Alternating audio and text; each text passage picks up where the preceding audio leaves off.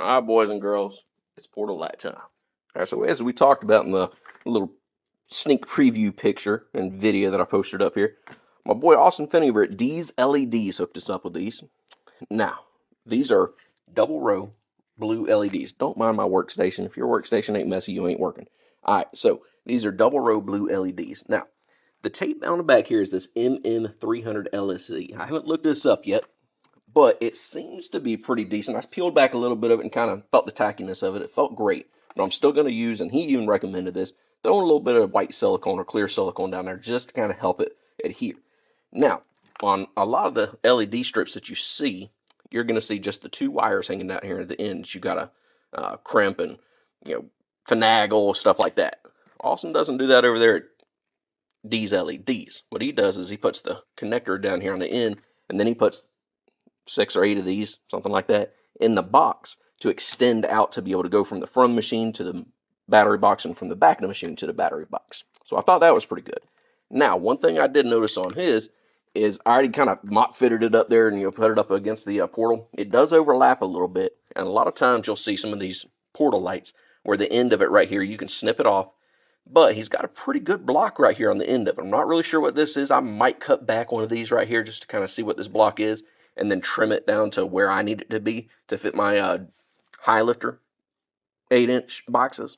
But we may just leave it down and just double it up on one section just to give that little bit of extra brightness. Now, these right here, sometimes you'll have these and they're gel filled. It's like a gel or a silicone fill inside of this. These particular ones do not. They do have a little bit right down in there in the bottom, as you can see, but he did not inject the entire thing with it. Now, that's good and bad. Now, the gel filled is going to hold that heat in there a lot more, so your LEDs aren't going to last quite as long. But it also does give a little bit more protection from water intrusion and things like that. So just keep that in mind whenever you're looking at different portal lights. If you want the gel filled or if you don't want the gel filled, you do the research on it. I'm not doing the research for you. The connector, or I'm sorry, the control box, pretty good control box. It comes with a remote. It does come with an app. You can kind of do all sorts of stuff with this thing. He already sent me a video of them. They'll flash. They'll do all sorts of good junk. They'll go on and off, possibly to the music. I don't know if I saw that one or not, but we're gonna test fit these, and give it a whirl. All right, now down here at the Mud America garage, we ain't fancy. We ain't got tripods. You set up on an old motorcycle jacker right now, right? But here's what I meant by test fitting. Okay. So the first thing is you're going to want this connector somewhere in this area. You're going to have to judge on your own how big your plates are. If they stop right at the top of the portal, where you want to put it. I'm going to put mine right about here. That way I can run this wire to right about here, maybe possibly even through this little 8L clamp that I got right here holding on my brake line.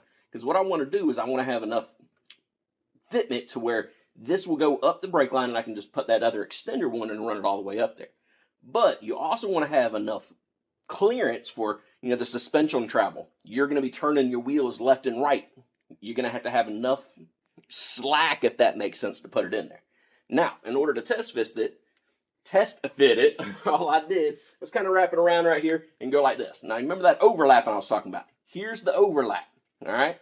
So this right here, not a big deal to me. I'm not going to cut this and try to make it flush and try to, set it, like this. I'm not going to double it up because I don't want anything to come loose right here where they would be overlapping right here. So I'm going to just have a doubled up section. Now, do you want the doubled up section in the back? Do you want it in the front? Where do you want it? Well, it kind of depends on where you're going to put the connector part to where you still have enough slack to be able to put everything. But before we do all that, huge section and huge part of this is prep. Now, the buggy's almost clean, but you see all this stuff right here, all this dirt and grease and grime. We're going to go get a bottle of acetone and just an old rag, and we're going to wipe this real good down with some acetone to get rid of all the grease and the nastiness and the dirt and all that good stuff. So, to be continued. All right, so as I figured for my particular machine, I ran it right up into here. Ran it right up into where all those wire looms go in through the firewall.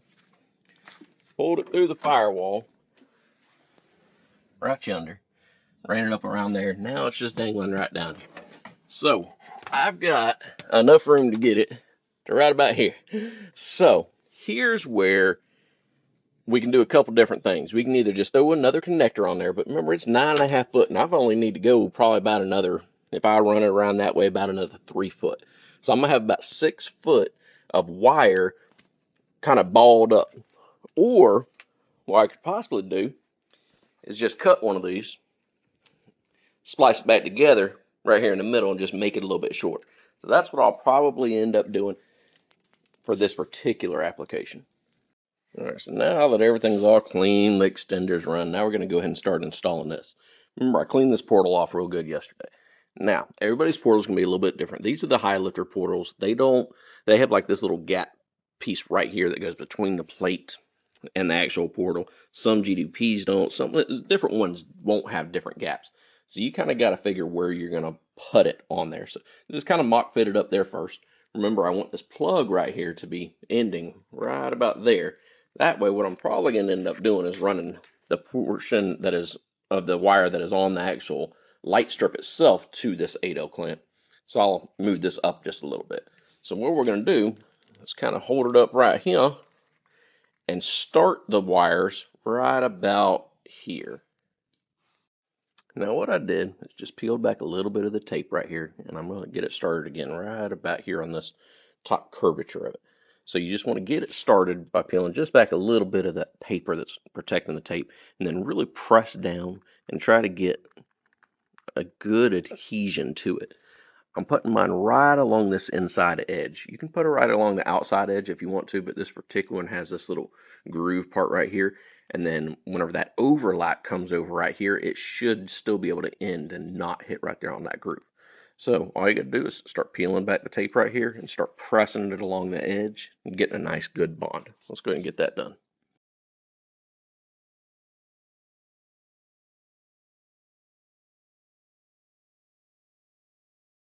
And just like that, due to hyperlapse technology, we got the portal light installed.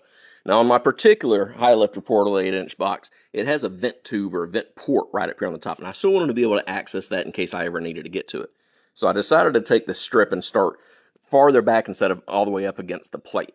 So I ran it all the way around. Of course, it's got to slant over somewhere because we had this overlap right here. So on the bottom is where it kind of slants. So you're not going to be able to see that from the top, riding anyway.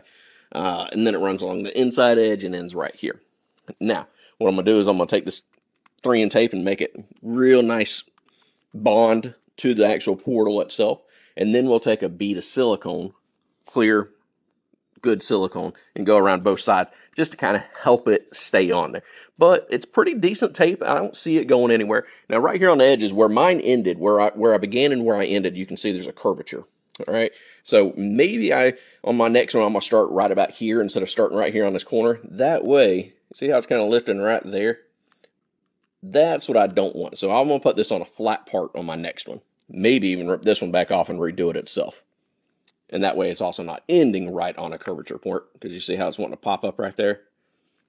But that's operator error, that's install error. So just take that with a grain of salt.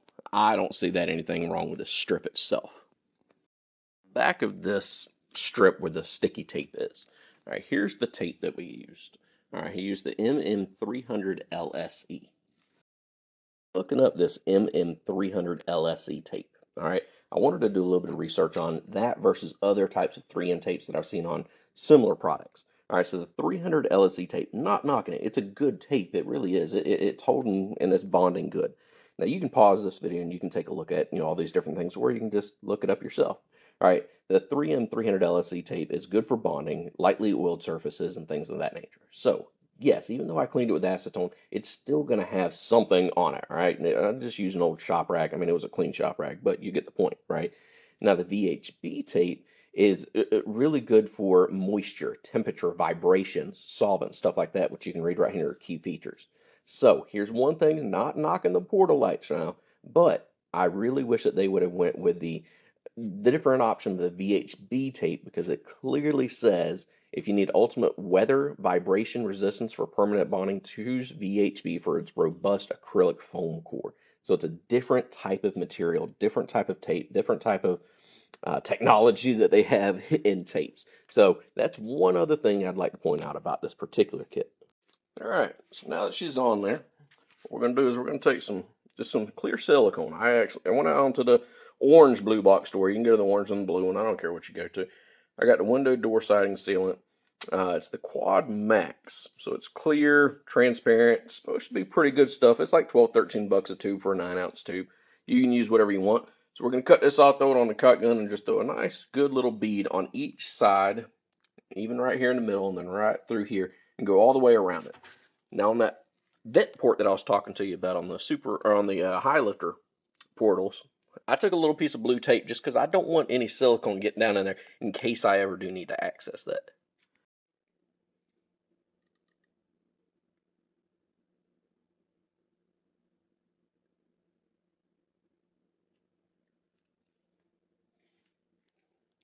Now, once you get a nice little bead put down on there, the easiest and best way to do this, if you've never used caulk before, you probably shouldn't be doing this job anyhow, but you spit all over that finger right there, get it nice and wet, and then you just run that wet finger right up there along that caulk line, or sealant line, whatever you want to call it, and it'll really get down in there and kind of help push it to where it needs to be and smooth it out, just so it has a better finish.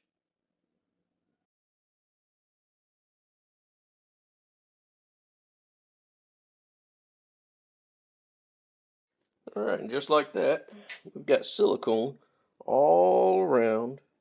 I lifted this part up and shoved a little bit underneath there, so it's kind of squishing out a little bit on the side, which is totally fine. I'm gonna leave this tape on there for a little while until it dries, and I'll cut around it. Now, if you're a plumber, don't sit here and criticize my caulking job. All right, I'm retired military and I recruit people for a living, so I'm not a caulker. But anyway, it's on there. I think that's really gonna help hold it on there a lot better. Plus, it's transparent and clear, so you're really not gonna see it no how. All right, I still ain't ran the wires all the way back, so I just hooked up to an old jet ski battery I got laying around. And so far, doing pretty good. Got the wheel back installed. From my first glance, hooked up to the battery, it does pretty bright. It's lit up the ground all around it. You can see the top of the garage is lit up. Right there, where I had that double that I told you about how they overlap is on the top. I think it looks pretty slick like that with it up there on the top, and that'll shine up more into the wheel well. So keep on going, do the rest of them, pull apart the inside so I can do up the wiring, and then obviously clean everything up so it does it really good. And then once we got all of them hooked up, I'll show you the inside how I'm gonna do the wiring, and then we'll do a little final reveal and final thoughts. All right, boys and girls, front driver's side is installed. Now, remember over here on the passenger side, I doubled up on the top front part right here. This side, I ended up having to double up on the overlap is what I'm talking about, on the very front side of the front top. So I didn't take into account where that vent line hole or whatever you want to call it on these high lifter portals, because they're all the same. That one, it's on the back. This one, it's on the front.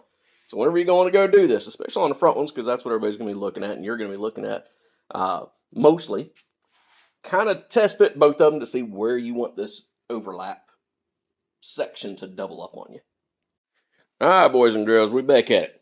So today's goal is to finish up these back portal lights. All right, so we're going to run the light strips around after we clean them up, everything exactly like the front, run the wires up to the back to the battery section. Shouldn't be too awful difficult. That is going to take me a little bit longer because I'm replacing these axles while I'm back here anyway, because I already got the Rhino 2.0 axles. So while I got it all apart, I might as well go ahead and do it, right? However, because I'm extra, this control box right here. All right, I'm huge on dielectric grease and everything, ultra black and everything, really getting it sealed. So what we're going to do is we're going to go ahead and take apart this control box. All right, so we can take it apart. We're going to dielectric grease, and then right in here, I mean, it's sealed, but it's China sealed. So what we're going to do is we're going to take this apart, just a couple Phillips head screws. We're going to dielectric grease everything, and then we're going to ultra black everything to really make it nice, tight seal. Also, what we're going to do is right here on this positive and ground, you see how short they are. Now, my battery on this Commander sits underneath the back seat. I don't want this thing that low. So what I'm going to do is I'm going to clip these connectors off, and we're going to extend out the wire so I can mount this a little bit higher. All right, so once you take out these screws and flip it over, you can see the box that he sent. It's already got some ultra black in it. It's already sealed pretty good, but there's an open connection right there in case anything ever does get inside of it. All right. What we're also going to do is attempt to take this off. I don't want to break that seal that they have on there, so it's not coming apart super easy. So we're going to leave it as that is. So what we're going to do is we're going to throw some dielectric grease on there. Might even just put a little bit of some sealant on top of that just to kind of help protect it a little bit. And then we'll put a little bit more ultra black all the way around here, especially right here where these wires go into, just to kind of help seal more water from getting inside of there. Because let's face it, these machines, they go through a little bit of abuse. Plan to. We put a little bit of dielectric grease down there. If you're anything like me, your ultra black has always got the stopped up section. I ain't fighting with it right now. So we already have this clear max quad that we put all around the light strips themselves. So we're just going to clear max all around this. All right, and I didn't do a video before I closed, but whatever, you can tell. So took this off, put that clear max all the way around the edge right there. Put the screws back in. I even put a little bit of sealant right there on the screws. Right here where the wires go into it, I kind of doubled up on it, put a little bit extra. And then I even took a bead and went all the way around it after I had it back together. Use the same method, spit on your finger and kind of rub it around there and make it all nice and somewhat smooth. But this is going to be back behind the seat. Ain't nobody going to see it no how. I just really want to protect it from any water getting inside of it. All right, so we got the back light strips installed. Here's what I did.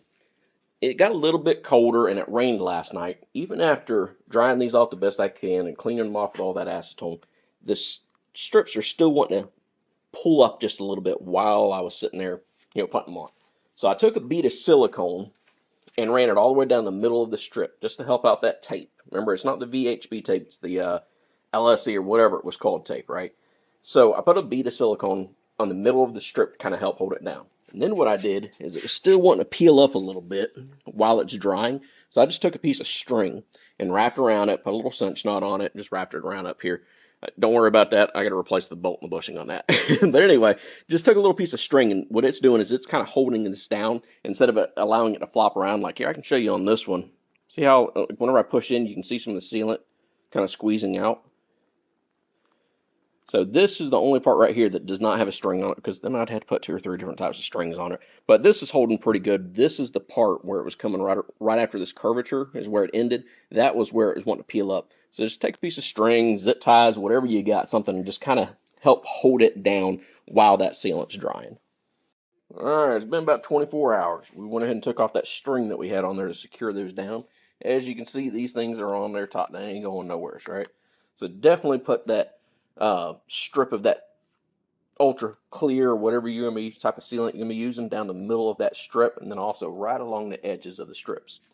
So we got the wires ran all up through the machine here. The back ones, I was correct. I do not need any type of extenders for the back. I ran them through here, through the firewall, same way that I got my rear winch hooked up. The front ones still have to hook up the extenders because they're ending right here still, and I need them to come to right here. So I only need a couple more feet. So like I said, I'm probably going to wind up cutting them, splicing them. That way I can use the connectors that he has. I got them hooked up just to an old DeezLedz battery down here. So let's turn them on and give it a look-see. Completely dark out here, but you're going to be able to get the gist. Even with the tires still off on the back, it's going to protrude out, obviously, a lot more than what it would be doing with the tires on there. But here's what she looks like. So this is the static on the brightest that they have. You can increase the brightness or lower down the brightness. This is what it'll look like from the front. Pretty bright. Let's take a look at the back.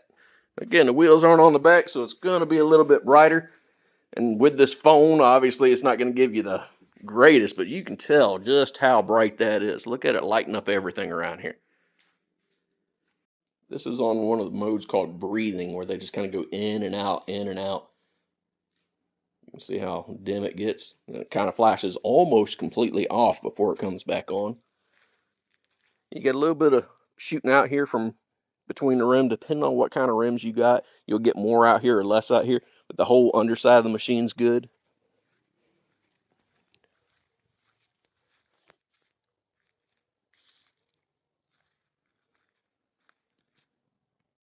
All right, folks, that pretty much does it. All right, so she's installed.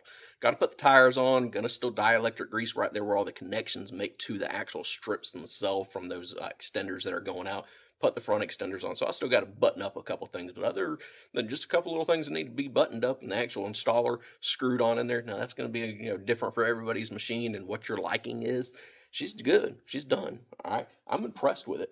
For a kit that's 325 bucks right now, actually, I think he's running a sale. So, catch him on his sales. Kit that runs 325 bucks, I think is a daggum good kit.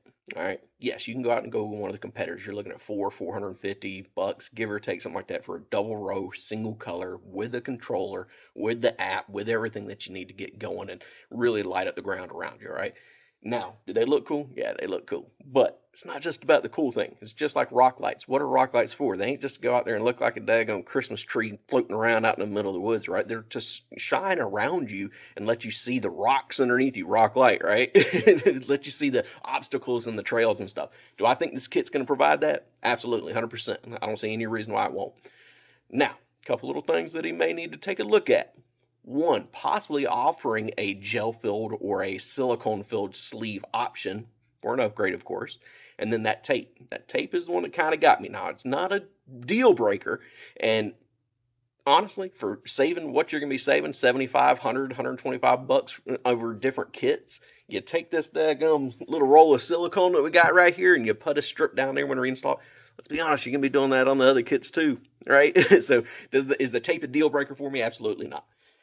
Am I impressed with the kit? I am impressed with the kit. I think he's running a good company. I think he's doing good. He's been very, very communicative with me. Anytime that I message, DeezLedz, they get right back to me. All right. So if you're looking for a good kit, I'm not even going to call it a budget kit. I'm just going to call it a cheaper option.